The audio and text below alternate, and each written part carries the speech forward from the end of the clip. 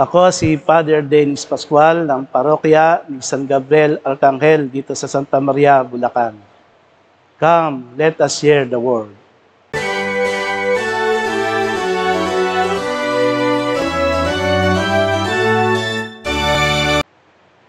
Malapit na ang kapistahan ng aming parokya ni San Gabriel Arcangel.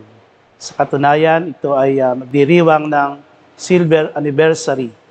At masaya ang mga tao rito na naghahanda para sa aming nalalapit na pagdiriwang na banal. Ano nga ba ang patron ni San Gabriel? Ano ba siyang patron?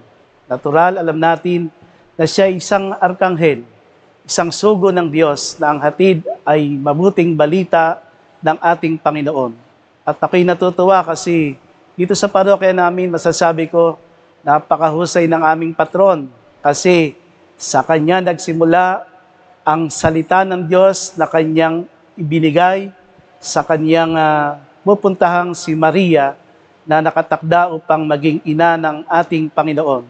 Maganda ang kanilang kwentuhan. Sinabi niya ang saloobin ng Diyos ang magandang plano ng pagliligtas ng Panginoon. At si Maria ay nakikinig ng buong taimtim sa kanyang sinasabi.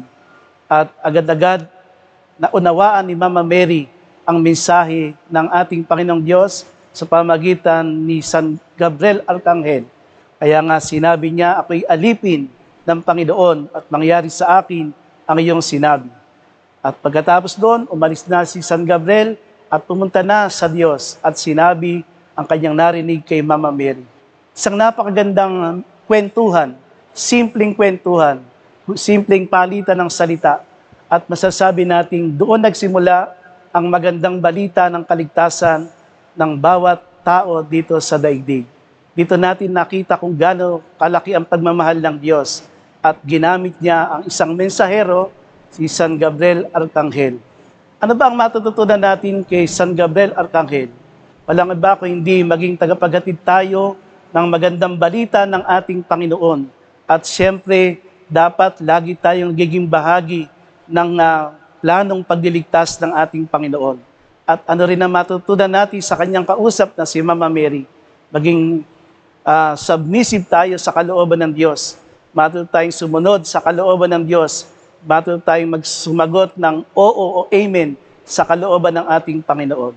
At sa ganung paraan, masisiyahan ang ating Panginoong Diyos. At habang tayo nabubuhay, sana ang ating ginagawa ay maghatid ng salita ng Diyos, ng kanyang magandang balita, at maging katulad din tayo ni Mama Mary, tagagawa ng mabuting balita ng ating Panginoon. Tayo'y manalangin. Panginoon, turuan mo kaming maging mensahero mo ng iyong mabuting balita, at turuan mo kaming laging sumunod sa iyong kalooban, katulad ni Mama Mary. Amen.